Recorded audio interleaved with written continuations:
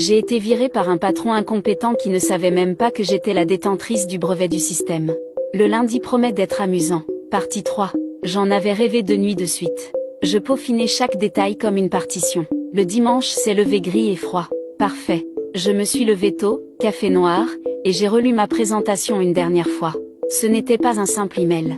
Non, c'était quelque chose qu'il n'oublierait jamais. À 9 h pile, j'ai programmé l'envoi d'un dossier complet au conseil d'administration de Nexora. Contrat, brevet, emails internes, tout classé avec précision. J'y ai joint un rapport technique, clair et didactique, expliquant les conséquences légales d'utiliser le système sans mon autorisation. Pas de colère. Juste des faits. Froid. Irréversible. Et la cerise sur le gâteau ? Une intervention surprise lors du forum d'innovation technologique de la ville, sponsorisé, comme par hasard, par Nexora System. Quelques emails, un coup de fil stratégique, 2 faveurs passées. Qui mieux que la créatrice du système vedette de Nexora pour parler de propriété intellectuelle ? Ce lundi-là ne serait pas un jour comme les autres. Ce serait une correction. Je n'ai pas dormi, non pas d'angoisse, mais parce que j'étais en vie, prête. Quand le soleil a percé, je me suis habillée sans précipitation. Pantalon de tailleur, chemise blanche, manteau long noir. Pas de maquillage, juste de la précision. J'étais au centre des congrès à 7 h 45. La foule de Nexora était déjà là. Employés, cadres, prestec. J'ai aperçu Max. Toujours le même costume noir. Le même faux sourire. Ils ne m'avaient pas encore vu.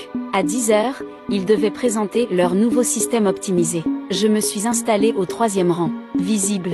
Discrète. L'événement a commencé avec des discours creux et des slides inutiles. Puis Max est monté sur scène, avec son air de gourou visionnaire. Nexora évolue. Nexora regarde vers l'avenir. Sur un système qui ne leur appartenait plus. La démo commence, et le système plante. Écran noir, puis rouge. Erreur d'autorisation. Licence expirée. Veuillez contacter le propriétaire enregistré. Des murmures éclatent. Les techniciens paniquent. Max essaie de rire. Juste un petit problème technique. Mais sa voix ne convainc plus personne. Elle sonne creux, fatiguée. Je me lève. Sans micro. Je n'en ai pas besoin. Ma voix porte dans toute la salle. Ce n'est pas une panne. C'est une violation juridique. Tous les regards se tournent vers moi. Je marche calmement jusqu'à l'avant. Je m'appelle Emma Marquez. J'étais directrice de l'architecture système chez Nexora, jusqu'à ce qu'on me licencie, il y a 3 jours. Sans motif. Sans comprendre ce que cela impliquait. Pause. Tension. Le système que vous voyez repose sur une architecture dont je détiens la propriété intellectuelle. Nexora n'a plus de licence active pour l'utiliser. Silence. Pas celui des réunions gênantes. Non, un silence de verdict. Max essaie de dire quelque chose. Trop tard. Les caméras se braquent. Un journaliste applaudit. Puis un autre. Puis toute la salle. Je tourne les talons. Je quitte la salle sans me retourner. Le premier coup est porté. La vraie partie vient à peine de commencer. Mon téléphone explose. Max, RH, juridique. Tous affolés. Mais pendant qu'ils paniquent, j'écris simplement « J'ai quelque chose qui pourrait vous intéresser.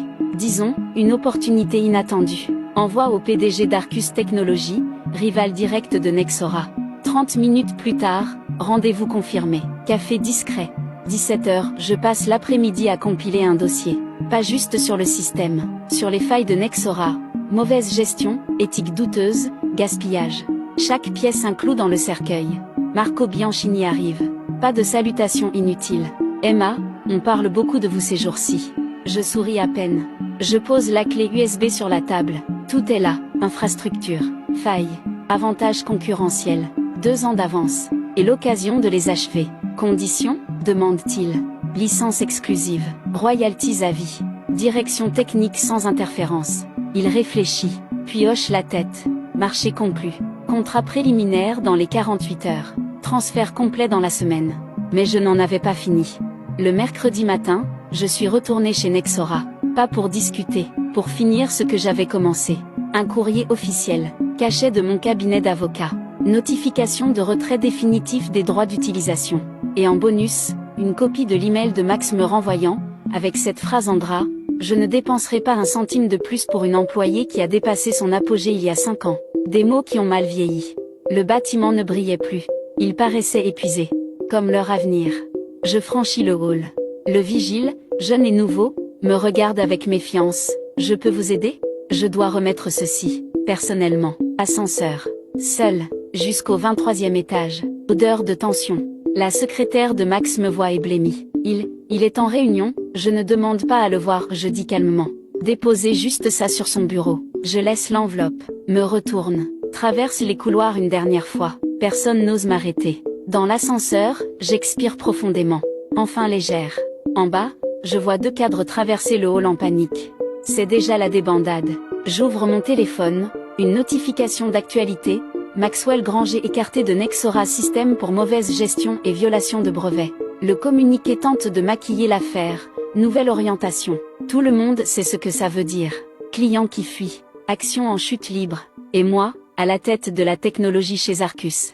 Je ris, pas par méchanceté. Par soulagement. Parce que ce n'était pas une vengeance. C'était un rééquilibrage. Quand on piétine ceux qui construisent, on finit par tout perdre. Et certains, quand on les trahit, ne pleurent pas. Ils reviennent, et ils prennent tout.